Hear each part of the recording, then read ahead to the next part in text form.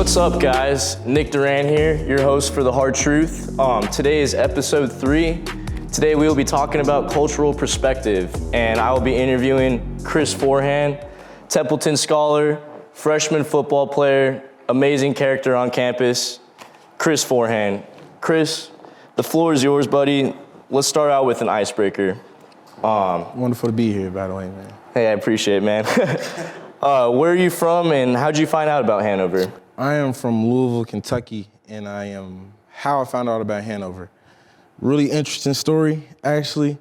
Let's go back to around like 2013, probably. I'm like 11, and this is back when big back computers were starting to go out of stock. My grandma got this new computer, so I'm on this computer, right, listening to Pandora, way before Spotify. And Hanover College was always the ad that would stop my music. Wow, and how long ago was this? This was like 2013, 20. That's crazy. So I remember looking at that, I'd be like, dude, I'm never going there.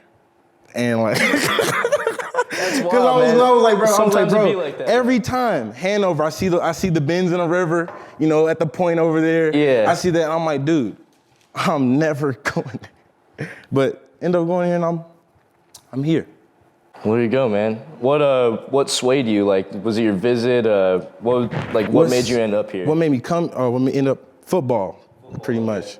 So I had a recommendation from my coach. Okay. He was like talking about looking into Hanover and stuff. So like a week later, Coach Rob, who's now at UT Martin, followed me on Twitter, and then soon after he got my contact number and offered me, and then I came last summer to visit, and that's how I got here, man. Well, there you go, man. What are your interests here, and what do you want to achieve while you're here at Hanover? Well, I'm here at Hanover. I really want to find out who I am, what I want to be. I'm not really sure of that yet, kind of like peeking around. But what I want to do for Hanover, too, is I want to bring more diversity to the campus. I want to bring more flavor to the campus because, as you know, it's a predominantly white campus, PWI, predominantly white institution. And, it's always good to have flavor in the mix so more people can come here. And it has to start with somebody, and trying to be that person it starts with. Oh, absolutely. And I mean, that's like what liberal arts is, Mm-hmm. It's like exploring all cultures, all ideas, all perspectives. Yeah, because if you can get as many people's opinions as possible, then it can be something beautiful, man. Those are some great goals to have, definitely. Are you a part of any organizations here on campus? Yes, I am. I'm a part of 3 that I can name off at the moment. BSU, Black Student Union. Looking back, moving forward, we help provide money for kids in Sierra Leone. And 3, Brother to Brother, which is with kind of a guys group, so we can get around and talk about some stuff and chill and just safe space. Just getting to know new people and stuff like that. Mm-hmm. Oh, that's awesome, man. How have these organizations supported you in your experience here on campus? Like, have they impacted you greatly in like the expectations you had before joining them? And I really got to meet a lot of good people. Dorian, my friend, he helped me get the scholarship. He was my advisor through it all. I knew him back from home through a couple of buddies. So he got me into looking back, moving forward, and that just gave me an opportunity to be able to give back. We do a couple of things out of semester. Last semester we had a little bake sale or whatever, and gave some Christmas presents to some kids, and just gives you an opportunity to do good things. And BSU, met a lot of my friends there, a good bulk of my friends. I hang out with them in Crow a lot.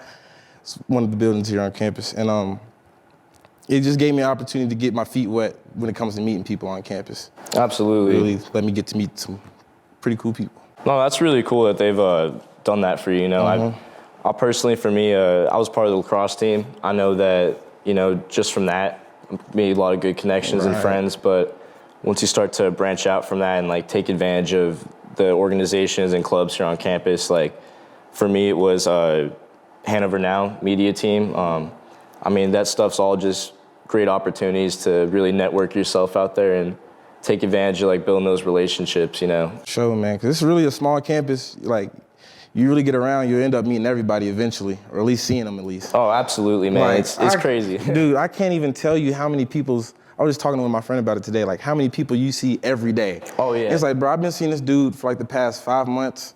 and I don't even know his name. And it's like, man, something But gotta you know change. he exists. Yeah. And you got a good picture of him because you just see him all the time. Yeah, you just see him nowhere, like, and it's like, man, like, I need to go talk to that dude. So Hanover's really a good place. End up getting in clubs and stuff like that. You might end up seeing a guy or a girl that you didn't really meet before, and it's really nice. Absolutely, and like, how big was the school you came from? Like, is this school like a lot bigger or smaller than where you came from? I went to, I think I want to say about 1,200 people, Okay. 1,300. It was all boys school, Trinity. So close in number Yeah, then. all boys Catholic school in Louisville. So it was about 1,200 people. So from where you started your education at Trinity to where you're at now here at Hanover, how would you compare the cultural diversity between the two? But the diversity from here to Trinity was, I'd say it's honestly about the same. Okay. I had a good amount of black people in my class, so I wasn't really alone. And a couple of those guys I knew So from. you didn't feel any like isolation? Yeah, I didn't like really feel any isolation for real. And there's definitely a little like ice to break because I came from a public school. Yeah. And so like then you go into a Catholic school. Yeah, going to Catholic school. That's a big shift for sure. Yeah, for sure. And it's like, I came from a public school that was pretty diverse, so I'd already had plenty of interactions with like white people, black people, Mexicans, Muslims. Didn't really matter. So transferring into Trinity really wasn't hard, but I could see how it was for like, might have been for other people, but I had a pretty good surrounding around me. Black kids on campus, I already knew some of them, so I wasn't alone. And then people outside my race, I was pretty cool with them too. We all got along together, and there was no time that I really felt that there was like really something really, just that racial tension. I never really felt that at Trinity. Well, that's good. I mean, that's what you should want from an education organization in that field. I mean, you want that inclusivity. It's 2022. Sure. We all here together. We all here trying to thug it, man. But I mean, with that idea and goal in mind for inclusivity, it's not always perfect like that. As a person of color, were you faced with a cultural adjustment when you first arrived on campus? So was there any like adjusting to the predominantly white culture here that took place when you first arrived? Because I know for me, I was faced with that myself. Yes. One thing I can say about here is that just the vibe I'm getting off and what I've talked to some people, a lot of people here haven't been to school with a lot of black people before. So they might have had those, 15, 20 kids in their whole 1,000-person school, 500-person school. And it's, you can definitely feel like the tension between it. It's definitely there. And it's really because they don't know. They don't really know how to like introduce themselves to people. That's just like the vibe I get off. It's like, people look at you and stuff like that, or you'll say hi, or they'll just, duck down a little bit. But it's really just, there needs to be an icebreaker for what's going on in Hanover. And would you say like this tensions between like, is it like through cultures or just like through all people in general? I think how would I say this? It's a little bit of both. I want to say like, you can't really call it black or white or anything. Because it's like, yeah, on this side, you might have somebody that doesn't know with them because of race, or that person's just a little shy. You know what I'm saying? But I could definitely see like, just from being around, saying hi to people, or just the way that I talk or the things that I do, like it's off for them or it's a little different. It's different, yeah. Yeah, like they haven't experienced much. Yeah, they haven't experienced, so they don't really know like what to act or like how to say things. Like I often hear people come up to me and they're like, oh, I don't want to be offensive, or what's this, or they do say something offensive and they don't know it. And it's just, I feel like the disconnect is a lot of people come here from small towns. There wasn't a lot of black people in their schools and stuff like that, and they come here. It's just how they're grown up. Yeah, it's just really just their environment. And so when they come here and they see me, they don't really know how to interact with me. And that's just the vibe I get off from here. But it definitely takes time. It's definitely like a difference you can see like between the two, Yeah, and it definitely takes time, and like COVID doesn't help either. Nope. Like we were all in the house for a year and a half. Masks on, definitely screwed up communication for like all aspects. So it's like you already don't want to talk to people or whatever. You don't want to, and you just come here and it's like, yeah, you're a college student. Let's interact with people. Let's go ahead. So it's like, it'll take people a little time to like, I don't want to say like warm up to me but it takes time. It's not gonna, Rome wasn't built in a day. And I feel like if we just keep pushing for stuff like this and keep having clubs and just more interaction, get more, inclusivity in here, and more, what's the word I'm looking for? what's the word I'm looking for? Coach, I want to say inclusive. Cultural inclusivity. Yes. All right, there we go. Cultural inclusiveness. Cultural inclusivity. Cultural inclusiveness. Yeah, we need Black people here, Hispanics, Latino, like all that. We need everybody here. Absolutely, and I mean, we're definitely like fortunate. We're here at a liberal arts college. I mean, in terms of cultural inclusivity, we're definitely like ahead of a lot of other schools. Oh yeah, we're really progressive. You know, we definitely emphasize that we accept all people here. You know, it's not the school's fault at all. Like, you know, sometimes people will be treating people differently. It's just that's just their background and all right. that. But I'm glad you said that because I don't want to make it seem like I felt that energy from the school. Yeah. Because I haven't. You know, from staff, teacher, everybody, they've pretty much treated me well, pretty good. Even some of the people I've met here, like I have a good friend base here, and it's just, but you still see like amongst I'd say the general population, that there's still like a little tension because it's like there's a cultural gap, you know? No, absolutely. And I mean, if you're from somewhere that like, you know, people don't really know that much about, like an area that you kind of stick out like a sore thumb. Like,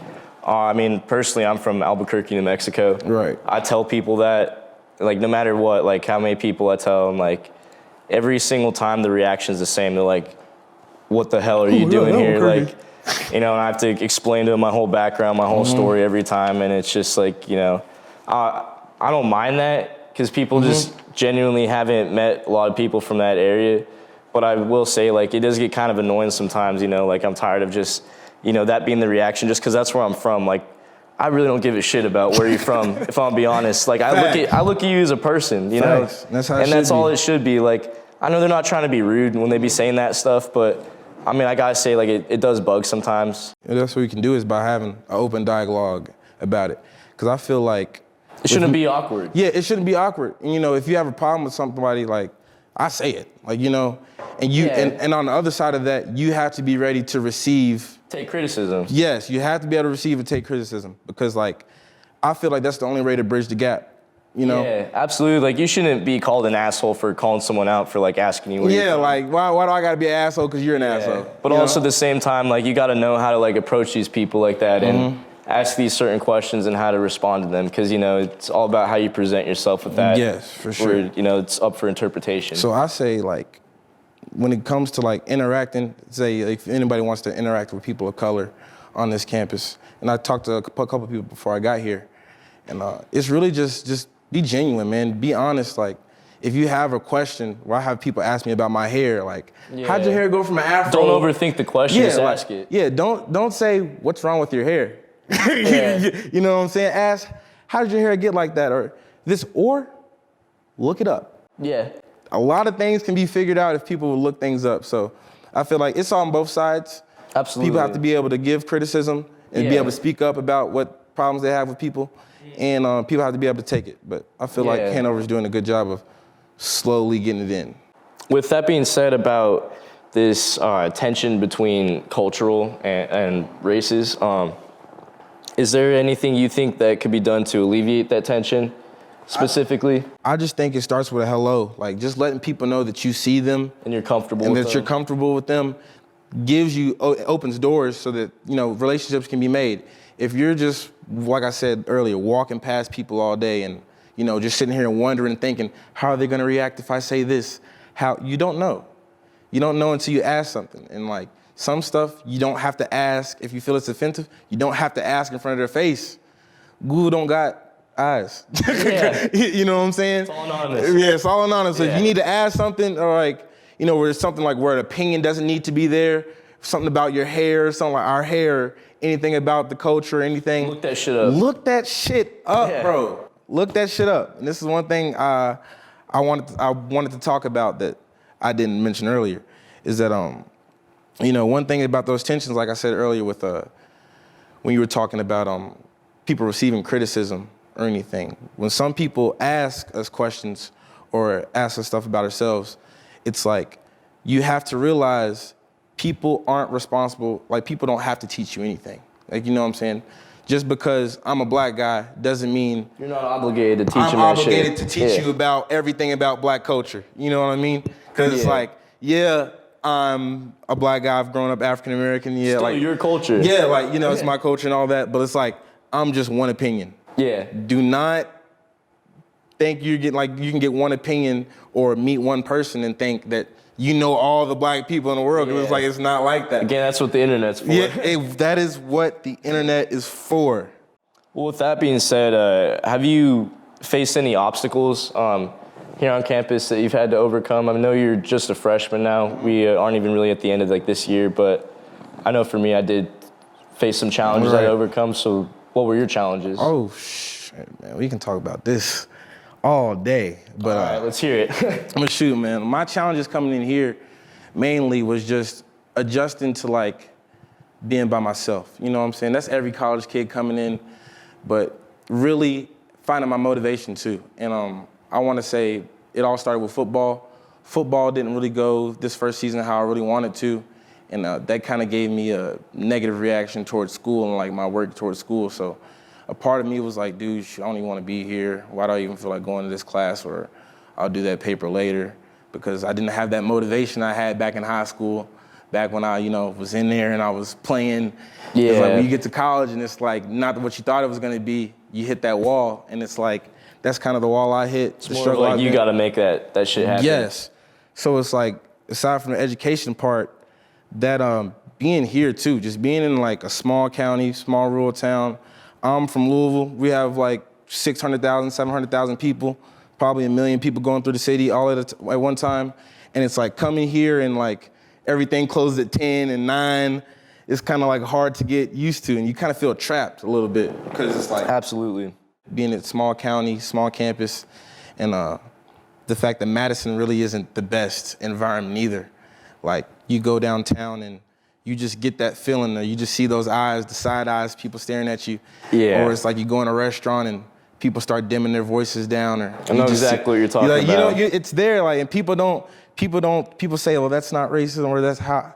You just looking at that, you can tell the difference, man. Like, sure, it's not racism or prejudice, but it is a judgment. It's a judgment, and you can feel tell. it. And it's like, I don't feel, me as a black person, I don't feel me, and my friends too can attest to this, we don't really feel comfortable with like going into the city. So you're just on campus. It's like, I've been pulled over a couple times in Madison. I have friends that have been pulled over a couple times in Madison. And it's just really not a fun place to be, if that makes sense. And there ain't nothing wrong with that. That's just your opinion and all that, but I definitely get what you're saying. And it's like, when you're there and you're like, shoot, I want to go to Madison, and it's like, well, where else am I going to go? Yeah. Home's about an hour away. Me not having a car, I don't really have a way to get back home if I want to. Me too. I get your pain, man. Yeah, so it's like you really feel like you're trapped, man. Like you're in your little box, and you get to be alone with yourself a lot, I feel like.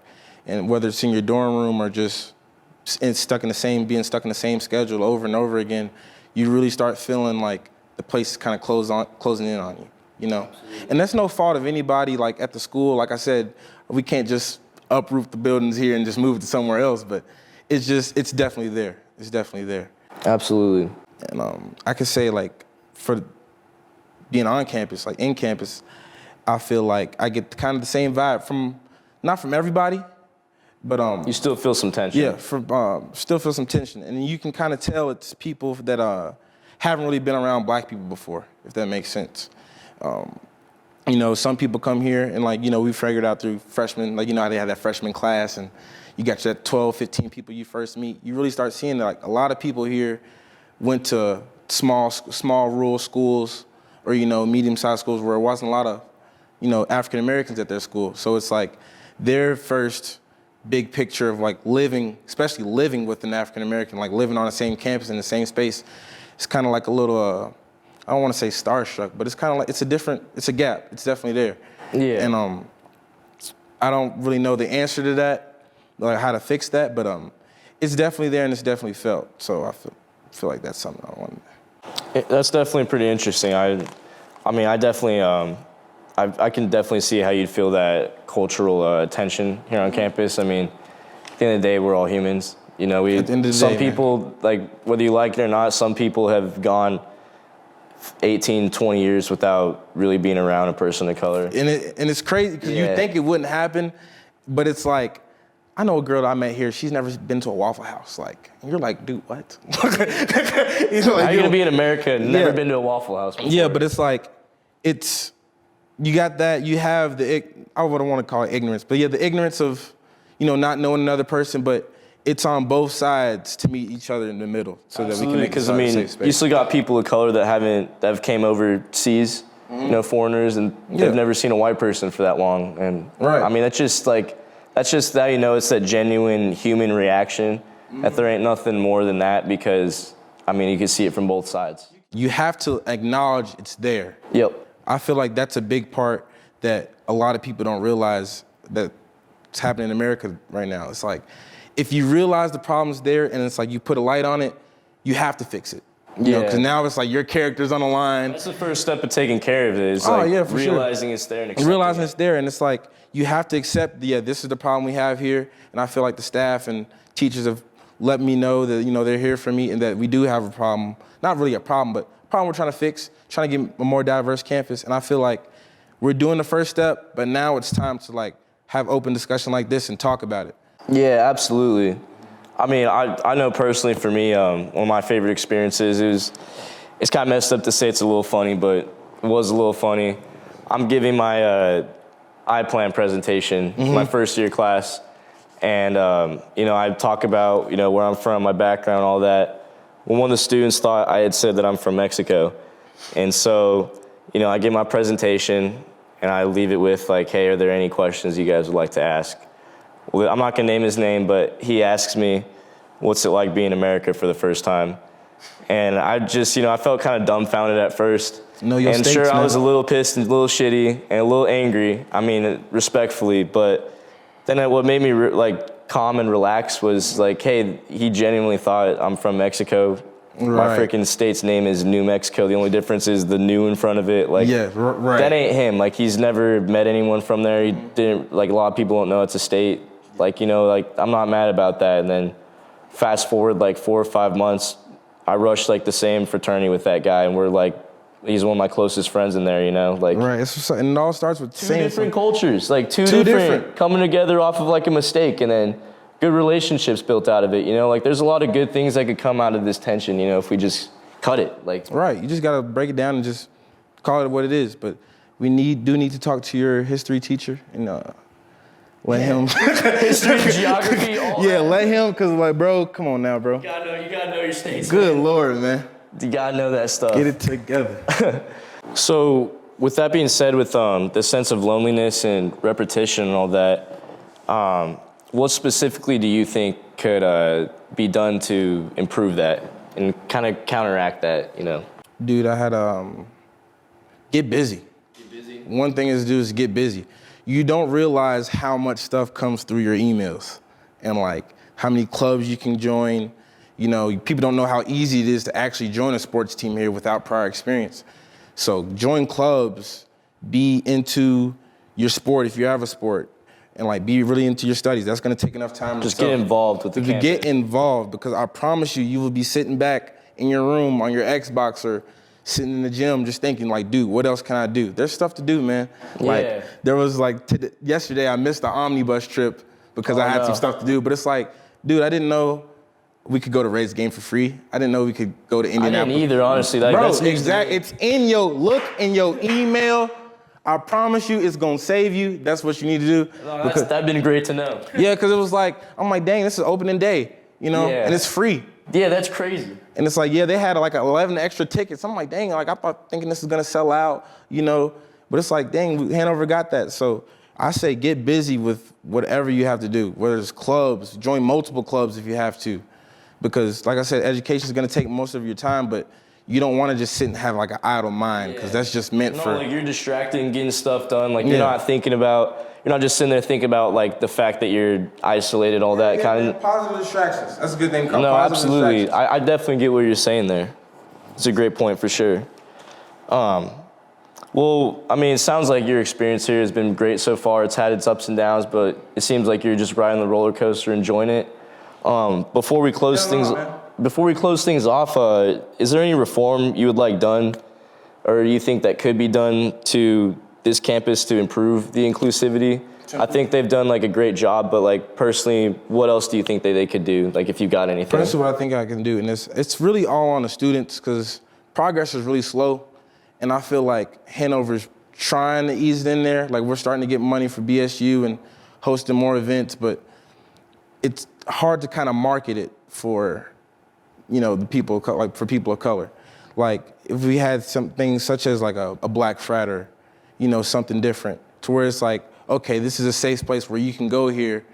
And like the purpose for that isn't meant to, and I want to like be clear about this, the purpose of having your own safe space isn't meant to like go and hide and not to isolate yourself at all. Not to isolate yourself at all, but like everybody needs that feeling of home that they can have. Just like a getaway. Yeah, so they can get it. No, absolutely. So we're moving close to it. Like we got black housing. They have a station out at Stadium House.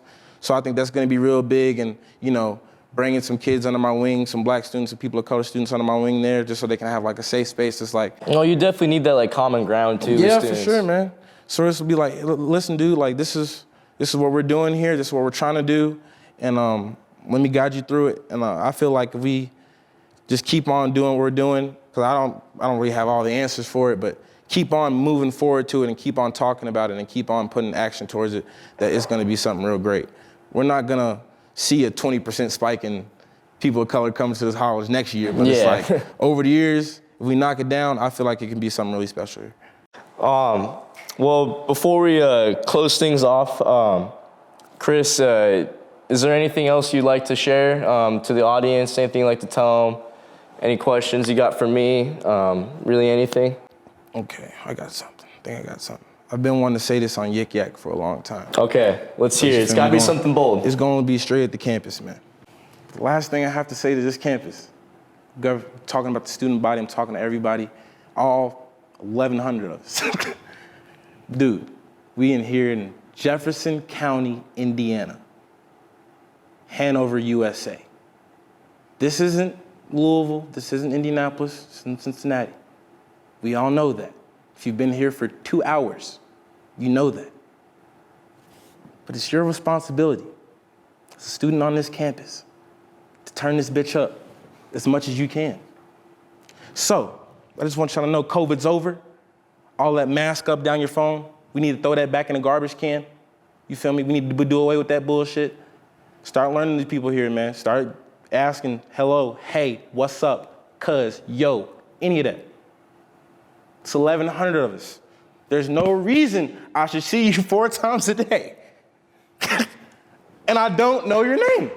There's no reason. No reason. And guess who it's on? It's on me. But it's on you too. And I just think that if we throw your phone down a little bit, you feel me? Take your mask off if you want to. You know what I'm saying? COVID-19 is still real. We're still going through that right now. But take your mask off if you want to and get to know some of these people that you see every day. It's unacceptable. The little 3 people that you hang out with. And there's no offense. That's fine. That's fine. But we've been here for 2 semesters. About to enter May term. It's getting warm outside. A little bit more activity, a little bit more blood rushing. Get out there, man. Because guess what? Nobody is responsible for your college experience but you. Yeah, you got the environment. Yeah, we all learning. We all 18, 21, 22 years old trying to figure out who we are. But it's on you. That's it. Well said, the message, Chris. turn this bitch up. Well said. That's what it is. Turn this like bitch Chris up. said, turn this bitch up. Thank you guys for tuning in to episode 3 of The Hard Truth. Thank you, Chris, for talking on here. Good shit to be You here, had man. some Glad to be beautiful, here. excellent points. Stay tuned for episode 4. I will see you guys soon. Thank you. There we go. There we go, man. There we go. There we go, bro.